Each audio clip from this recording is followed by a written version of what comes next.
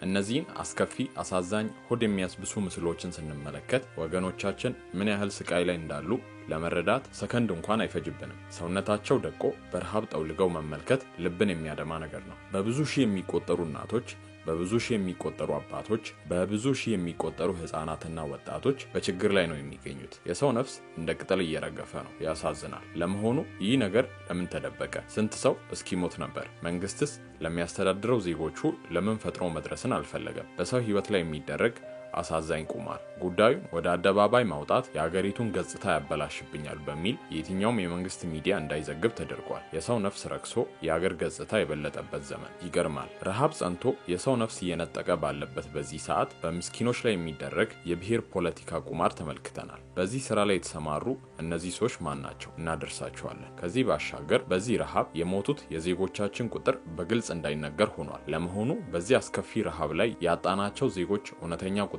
ምን ያህል ነው? ከስፍራው መረጃው ደርሶናል። አሁን ከምን ጊዜም በላይ አንድ ሆነን በዛ በሞት ቀጠና ላሉ ዜጎቻችን በምንችለው ነገር ሁሉ መድረስ ይኖርብናል እያልን በቀጥታ ወደ ዝርዝሩ እናልፋለን።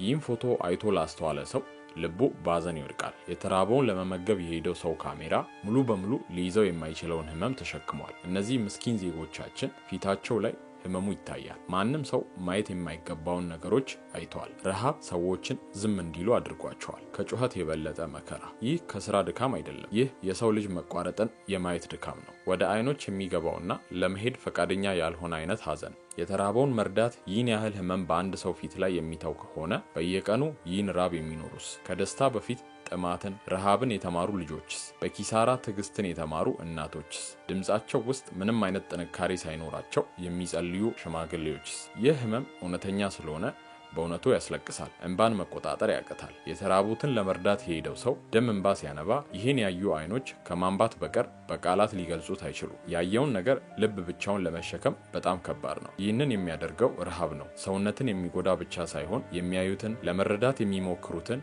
አሁንም የሚያስቡትን መንፈስ ይሰብራል። ይህን ህመም ማየት ብቻ እንኳን እንዴት ይከብዳል። በየቀኑ በየሰከንዱ በስቃይ የሚኖሩትን ማሰብ እንደዚህ አይነት ስቃይ ፈጽሞ ፈጣሪ አያድርስ ያስብላል። እነዚህ እንባዎች ልብ ይሰብራሉ። ምክንያቱም ማንም ሰው እንደዚህ አይነት ስቃይ ሊሰማው አይገባምና ማንም ሰው ይህንን ህመም ብቻውን መሸከም የለበት። ስለዚህ ኢትዮጵያዊነታችን የሚታየው አሁን ነው። በሀገራችን ኢትዮጵያ በተለያዩ አካባቢዎች የሚገኙ ወገኖቻችን በተለያዩ ችግሮች ምክንያት ከቀያቸው ተፈናቅለው በከባድ ችግር ውስጥ ይገኛሉ። ሰሞኑን በማህበራዊ ሚዲያ በተለይም በቲክቶክ የተጀመረው የእርዳታ ጥሪ መልካም ጅማሩ ቢሆንም ጉዳዩን የኔና የነሱ በሚል ጎራ በመክፈል የሚደረገው ክርክር የተፈናቃዮችን ስቃይ የሚሸፍን አደገኛ አካሄድ ነው። ረሃብ ብሔርንና ሃይማኖትን ወይንም ሌላ ማንነትን አይለይም። የሰው ልጅ ህይወት ደግሞ ከማንኛውም አጀንዳ በላይ ክቡር ነው። ሰብአዊነት ድንበር የለውም። ሁላችንም ልንስማማበት የሚገባው አንድ ሀቅ አለ። ተጎጂዎቹ ኢትዮጵያውያን ናቸው። በደብረ ብርሃን ያለው ህፃንና በህጻጽ ያለው ህፃን የሚሰማቸው ረሃብ አንድ አይነት ነው። ብርድ፣ በሽታና ተስፋ መቁረጥ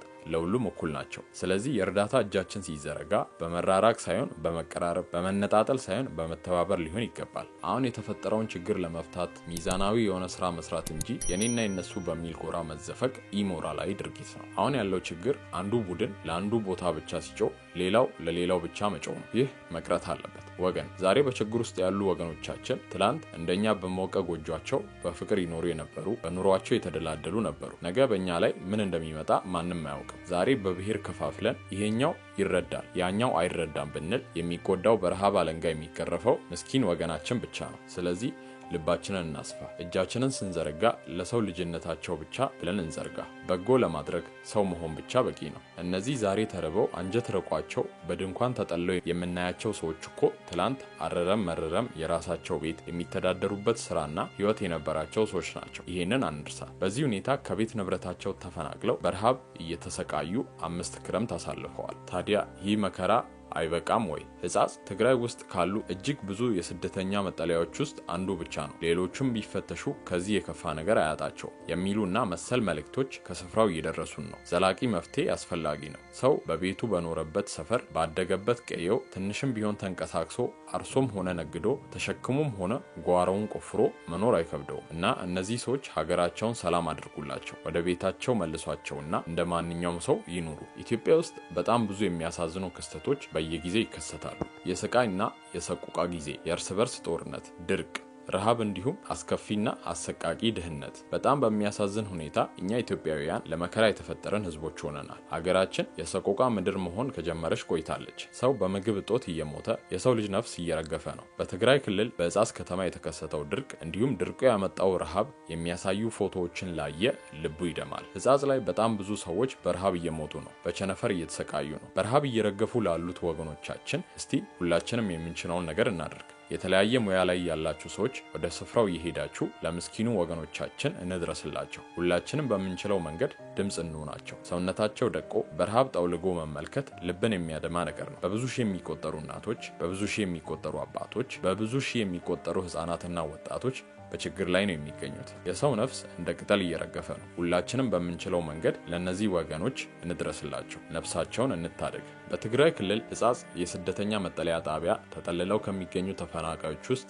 ረሃብና ረሃብ ባስከተለው በሽታ ሳቢያ የሚሞቱ ሰዎች ቁጥር ከጊዜ ወደ ጊዜ እየጨመረ መምጣቱን የተፈናቃዮቹን ጉዳይ የሚከታተሉ አንድ የክልሉ ኃላፊ ለኢትዮጵያ ኢንሳይደር ተናግረዋል። የኤርትራ ስደተኞችን ለማስተናገድ በ2005 ዓ.ም የተቋቋመው እጻጽ የስደተኛ መጠለያ ጣቢያ በትግራይ ክልል ሰሜን ምዕራብ ዞን አስገዳ ወረዳ የሚገኝ ነው። የስደተኞች መጠለያ ጣቢያ በትግራይ ክልል ጦርነት ወቅት በደረሰበት ጉዳት በውስጡ ተጠልለው የነበሩ ኤርትራውያን ስደተኞች ስፍራውን ጥለው ወደ ሌሎች ቦታዎች ሸሽተዋል። ለ2 ዓመት የዘለቀው ደም አፋሳሹ የትግራይ ጦርነት በደቡብ አፍሪካ ፕሪቶሪያ በተደረገ የግጭት ማቆም ስምምነት በጥቅምት 2015 ዓ.ም መቆሙን ተከትሎ የእጻጽ የስደተኛ መጠለያ ጣቢያ ከምዕራብ ትግራይ ዞን የተፈናቀሉ ነዋሪዎችን ሲያስተናግድ ቆይቷል። በእጻጽ የስደተኞች መጠለያ ጣቢያ ከ14000 በላይ ተፈናቃዮች ተጠልለው እንደሚገኙ ተነግረዋል። የምዕራብ ትግራይ ተፈናቃዮችን ጉዳይ በቅርበት የሚከታተሉት የመንግስት ሰው እንደገለጹት ከ2015 ዓ.ም ወዲህ በእጻጽ መጠለያ ጣቢያ ረሃብና ረሃብ ባስከተለው በሽታ